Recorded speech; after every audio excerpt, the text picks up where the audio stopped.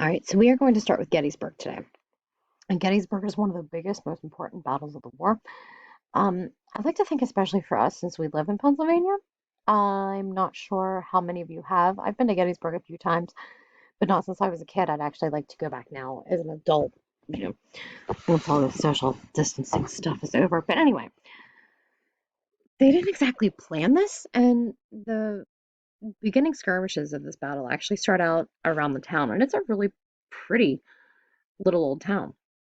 So this is July 1st through 3rd of 1863. Scouts from both armies run into each other. And I remember hearing the rumor whenever I was in school that, oh, it's because there was a shoe factory close by. There was just railroads close by, okay? A lot of these battles that we talk about, they pop up around railroad stations, railroad tracks, right outside of towns, creeks, rivers, things like that. So day one, the fighting is mostly centered around the town. The Union retreats south of the town towards the hills. Day two, the fighting kind of picks up the pace a little bit. So day one, there weren't too many casualties, but by day two, there is pretty hardcore fighting at places with names like the Devil's Den, the Wheat Field, and the Peach Orchard. So yes, they were fighting on people's houses and people, on people's land. Even though it went back and forth a few times, the South ended up capturing Devil's Den and the Peach Orchard on the Union's left flank. But they didn't dislodge the Union from Little Round Top and Cemetery Hill. So these two places are the high ground. Okay. So that is very beneficial to the Union. We'll talk about Cemetery Hill here in a second. That isn't Culp's Hill, that is Cemetery Hill. So day three of fighting is one of the most famous events of the Civil War. And if you're really into Gettysburg, there's a very good, brutal, but 4-hour long film on just this battle. But it is quite good. So Pickett's charge was aimed at the Union main lines on Cemetery Hill. So the Union is at the top of the hill, and the Confederates were hiding in a group of trees. There was a tree line about 3/4 of a mile away from the Union line. And the Confederate cannons start firing on the Union Army to try and break up their line a little bit. And for a while, the Union is firing right back and firing right back and firing right back. Well, all of a sudden, the Union guns quit. So the Confederacy took that as a sign that the Union was out of artillery ammo. And they sent General George Pickett and two other brigades on what I tend to call a Hail Mary, because the Union was going to win this battle. And Gettysburg, this is the farthest that Lee's army ever got. So what Pickett's charge was literally them walking in a line across an open field that went up and down, but essentially ended on a hill that the Union Army was in control of, and tried to take the Union line. It did not work out well. There were about 50% casualties for Pickett's charge, and it was pretty brutal. Um, but I know that the Union Army, this was a time period when there was still a lot of kind of chivalry, gentlemanliness in warfare, and a lot of the Union soldiers said that watching Pickett's charge was one of the most brave things that they had ever seen in their lives. So the two generals in charge were General Lee for the Confederacy and General George Meade for the North. The Union had 93, almost 94,000 troops, and the Confederacy had about, not quite 72,000. This ended up in 51,000 casualties for 3 days. So this was pretty intense. So why do we care about this battle besides the fact that it happened 3 hours away from us? This was the turning point of the war. This really did turn the tide for the Union. The Union started doing increasingly well. By this point in the war, Grant was the main Union commander, even though he was not, in fact, at Gettysburg. And this battle, the Union winning this battle, ensured that Europe wouldn't get involved. And Lee was beaten so severely by this battle that he never marched north ever again.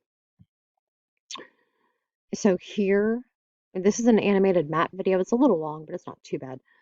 Civil War 360, do you remember the website that I brought up for Antietam with the bridge?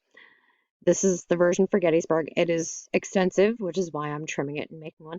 Gettysburg in 4. This is the same video that I posted on the people slides. So, a couple of facts. There were more generals killed and wounded here than any other battle. There were 63 medals of honor awarded after this battle. This started without Lee or Meade really knowing what was going on. Like, this was a total surprise, which I don't quite know how you can have thousands of troops and not really know that there's thousands of troops on the other side of the town. But hey, I wasn't there. This also was horrible conditions for the fighting men because they were in full uniform, most of which was wool from the north, um, or at least pants, jacket, shirt, hat, all their kit. And it was at least 90 degrees pretty much every day that they were there. So Gettysburg leads to the Gettysburg Address. And this was a very short speech that we will read. And it was given after the fact. So the battle was in July. Okay, the speech is given in November. And the reason why he gave the speech is they made a new national cemetery to honor the fallen at Gettysburg. And this was a very short speech. Apparently, now this is one of those history stories that I've heard but don't really have proof of. There is no photograph of Lincoln giving the speech because apparently everyone thought that Lincoln was going to speak for a very long time. The other person giving a speech spoke for like 2 hours. So the cameraman, so they say, the infamous they, said that he thought he had plenty of time to set up his camera, so he didn't actually get his camera set up in time because the speech is only this long. Okay? So that's why we're going to read it and we're going to really look at it. This becomes one of the most famous speeches in American history. This is the one that starts off 7 years ago. I'm sure you guys have heard that phrase before. And what is interesting here is that he makes allusions to 1776 and he doesn't pick sides. He doesn't blame anyone. He says, "We are here to honor the people who have made the ultimate sacrifice." And then he sits down. Okay, so very short and to the point. Moving on to Vicksburg, which actually started before Gettysburg, but was over after. So Vicksburg is a siege. Now, Vicksburg is on is this video. That's oh nope, it isn't that. Vicksburg is right here. It is on the Mississippi River.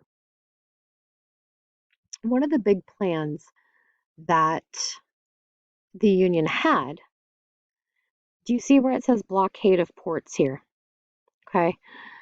So one of the Union's main battle strategies, or I guess war strategies, because it wasn't necessarily a battle, but there were battles involved, was the Anaconda Plan. Okay, Anaconda is a snake, right? So the Union blockaded all the ports along the coast, and then they tried to take all the forts up the Mississippi to essentially strangle or cut off the Confederacy from itself. Okay, so Vicksburg is right on the Mississippi River, and as I'm sure all of you remember from chapters past, the Mississippi was like a super highway of the time period. Okay, so Grant, again, this is when Grant really kind of gets promoted here, converged on his troops in Vicksburg, or converged his troops on Vicksburg, trapping the Confederate General Pemberton in the city. So there were skirmishes outside of the fort, and the Confederates were forced back to the city. Essentially, initially, Grant tries to attack the city directly, but he suffers such heavy causes, he settled in for a siege. So what that means is that the Union soldiers were surrounding the town and nothing and no one got in or out for 47 days. So the people inside were without food and supplies for that long. So why this area? Because it was a Confederate stronghold on the Mississippi. and the Union was trying to cut the South in half with the Anaconda Plan. There were 77,000 Union troops against a mere 33,000 Confederates. So, all told, there were 37,000 casualties for this siege. So, why do we care? The fall of Vicksburg splits the South in two, which weakens them. If you can't get supplies from one side of the Confederacy to the other, that's a problem. Since the Union controls now the Mississippi, that means that the Confederacy has to rely on alternate routes of transportation. But since they didn't have as many railroads, it becomes a problem. And especially whenever you have the 1-2 punch of Lee, who was, an amazing military commander, but you have Lee getting completely defeated at Gettysburg, followed up by Grant, essentially getting this, which cuts the Confederacy in half. It was a big problem. So here's a painting, and there's the fort, and there you see all the different earthworks and things that they had surrounded the city. So these are the Union troops, the Confederacy's over here. And there's a couple videos, and we're almost done. So the Wilderness, we're up to 1864 now. So we're getting there. We're almost done. The Wilderness was bloody. It was 3 days, May 5th, 6th, and 7th. And it was both in a field and in the underbrush, thus the wilderness. And because there were so many trees and undergrowth, it actually hindered any retreat and it caused a lot more casualties for this. So another main Confederate general, even though we didn't talk about him, General Longstreet, becomes Lee's right-hand man after the death of Stonewall Jackson. So now Lee loses another main commander. And because of the terrain, Lee's troops lack cohesion, so they can't keep a line because they're too busy stumbling over trees and rocks and underbrush and things like that. So the Union was able to stop them fairly effectively. The battle ends in a stalemate. Lee wins, but he can't stop Grant from going towards Richmond. So this is some of the bloodiest fighting of the war, and I know that I've said that about 3 or 4 times now. But again, these numbers are huge. 101, almost 102,000 Union, 61,000 Confederates for a total of almost 30,000 casualties. Now, again, keep in mind that casualties, these are all kind of estimated casualties because so many people, they didn't have the kind of identification that we have today. Okay, soldiers didn't have like the dog tags like you see soldiers wearing today. So it was really hard to identify some. And again, records weren't, I mean, they kept records. They had writing back then. But it was a lot different than today. And this shows how important terrain can be in a fight. So I'll see this. This is all the underbrush and undergrowth that I was talking about, where they had a really hard time marching through and getting at each other. And I know it's kind of weird, but don't forget the Civil War, a lot of it was still fought on horseback. There were still cavalry divisions. Yeah, so they both had horses and the precursor to machine guns and the precursor to submarines all in the same war. Kind of crazy. And landmines too. But anyway, Sherman's March.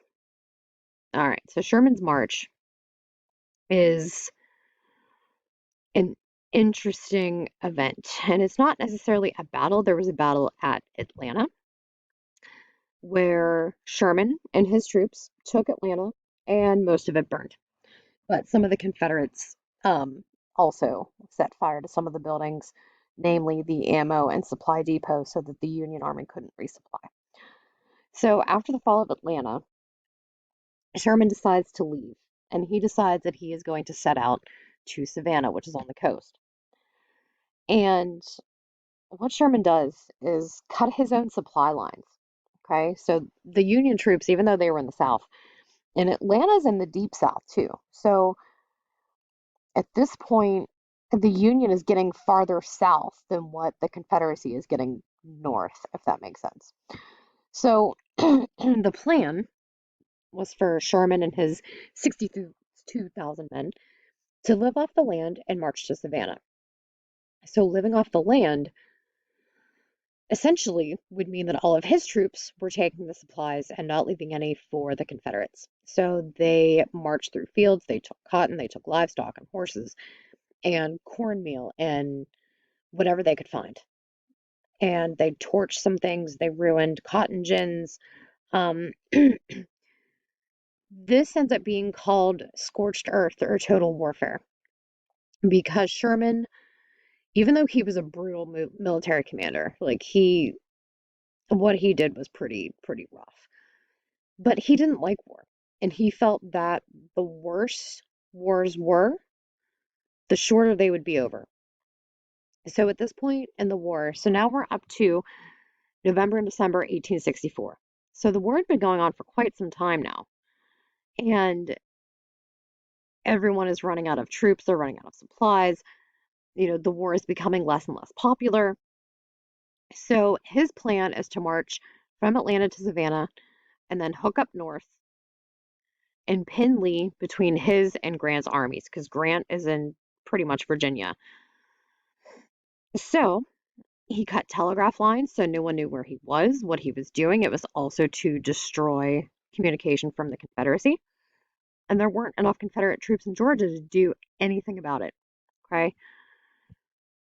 A lot of people hated him. They thought that he was an absolute devil. His treatment of Georgia and South Carolina was a big reason why the South still continued to hate the North for a long time. So I put a clip back in that fake book of the burning of Atlanta from Gone with the Wind. Some historians say that Sherman wasn't actually as bad as everyone made him out to be, but others differ. So it's hard to know without actually getting in a TARDIS or a DeLorean and traveling back in time. But one thing is for sure, he destroyed railroads and made what he called Sherman's neckties. Okay? And they weren't neckties at all. They were. Here's a picture of them here. So what his men would do as they were marching, they would pry up the actual rails from the railroad, throw them over bonfires, and then bend them around trees so that the Confederacy wouldn't be able to use their railroads anymore.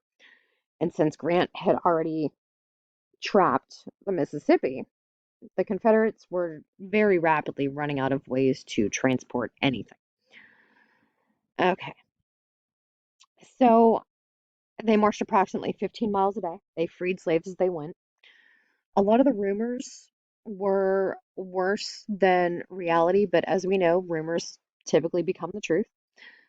And as I mentioned earlier, he believed that this total war approach would end the war quickly and that destruction to property was better than loss of life. So this is kind of a philosophical debate that I'd like to kind of talk about here a little bit because on one hand, you're right. It's better to lose economically than to lose a life. But at one point, do the two converge? Um, Once his men took Savannah, they apparently became perfect gentlemen, played by the rules, paid for what they ate, and even guarded some of the houses there. Um, but once he got to South Carolina, he got a little bit more rampagey. Why do you think he would be pretty strict for South Carolina rather than Georgia? Any thoughts on that one? Last main battle we're going to talk about. I know you guys have been at this for a while, and thanks for hanging in there with me. But last one is Appomattox. And yes, this place is called Appomattox Courthouse. Like, this is what you would put on the address of an envelope, Appomattox Courthouse. This was not at an actual courthouse. The location is called Appomattox Courthouse. This was not a courthouse. So Lee had been harassed by Union soldiers in Virginia. He went west, ended up at Appomattox. There was a train station there. He was hoping to get resupplied, food, troops, things like that. He gets cut off by the Union soldiers and trapped. There are approximately 63,000 Union, but only 26,000 Confederates. The battle was pretty short. There was only 700 casualties, which, as we know from previous battles, is a drop in a bucket. And Lee, the gentleman that he is, retreats and then sends white flags of truce. He chooses to surrender rather than lose more men. So in the weeks previous, with all the skirmishing and fighting with the Union, he had lost almost half of his force, and he didn't want to lose a half of that half more. So Grant and Lee meet in this guy's living room. So here's his house. Okay, this is where the official surrender happened, in his front living room, his front parlor, if you will. And this is called the McLean house. And the crazy thing is, this guy, this McLean, moved to Appomattox Courthouse to get away from the war because one of the first shots at Bull Run, from first Bull Run, went through his kitchen window. So he moved to Appomattox Courthouse and is part of essentially one of the last main battles of the Civil War, as well as one of the first battles. All right, so they met to discuss terms. They parole Lee's army, so he essentially lets them go. He does not take Lee's army prisoner. He makes them give up their weapons, and he makes them swear an oath that they won't pick up arms against the Union again. But he lets them keep their horses, and he feeds them and sends them on their way. And this truce doesn't actually end the war, but because Lee and his Army of Northern Virginia was the head, the main army, the lifeblood of the Confederacy, once Lee surrenders, it's over. And it all falls into place pretty quickly afterwards. The largest surrender was a General Johnston to Sherman of about 90,000 men. Okay, so we're at the end of the war. And the largest surrender, as I said earlier, was General Johnston and PGT Beauregard, who was at Fort Sumter, surrendered to General Sherman near Durham, North Carolina. And this was on April 26th of 1865. So the war lasted for a little bit more than 4 years. And the war was pretty much over. The issues between the North and the South were not over by a long shot, and it took an extremely long time for the South to recover because the amount of people killed, wounded, and the amount of destruction of property in the South was astronomical. Okay, so the results, the effects of the war, and the federal government, being stronger than the states, becomes treated as fact. Now, there are still things, even today, which we have seen, that the states have power over that the federal government doesn't. But you don't hear states' rights nearly as often as what you used to. Inflation was an issue. The economy was in shambles, especially because of the South. And so because the South was its own country, and when you're your own country, you have your own economy, you have your own money system, all of those Confederate dollars left Southerners completely bankrupt, like completely bankrupt, because they weren't valid in the Union. They weren't valid anymore. It was just worthless paper. But if you had invested all your money in Confederate dollars, it might as well have been monopoly money. Some other things, women went to work. As horrible as wars are, they are typically good for women's rights because there's no men left to do all the big jobs, so women have to do them. This was the end of slavery once the 13th Amendment got passed. The total died. This is not total casualties. This is total died. 620,000, so over six of those huge football stadiums died from battles, complications after the battles, from wounds, infection, from disease, and in prison camps. This was roughly 2% of the entire population. Entire population. So 2% would be 2 out of 100. Okay? This was not an isolated incident. You know, a lot of the more recent wars that I've seen in my lifetime, it's, you know, yeah, I know someone that's been deployed or things like that, but this literally every everyone knew someone that had died in the war. Sometimes it was multiple people, sometimes it was whole families, sometimes it was half the male population of a town. Okay, so this literally touched everyone's life back then. Some other issues, and this is one of the biggest things. The South took a very long time to recover, and we're not going to go into that too much because that's a whole other unit I don't have time for. But it's called Reconstruction, and it took a very, very long time. And there was $15 billion in war costs and property losses.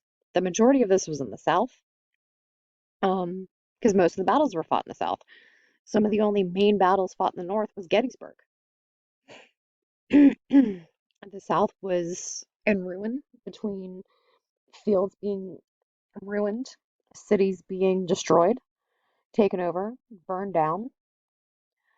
Their economy was in shambles. Their way of life was gone. And it took a very, very long time for things to turn around. And because of all the mechanization and the industrialization needed for the war, this really helps turn the Northeast into a huge industrial power. So there's all the Civil War notes in 3 videos or less. And please let me know if you have questions, concerns, or anything else. But congrats, you did it. We went through all the notes.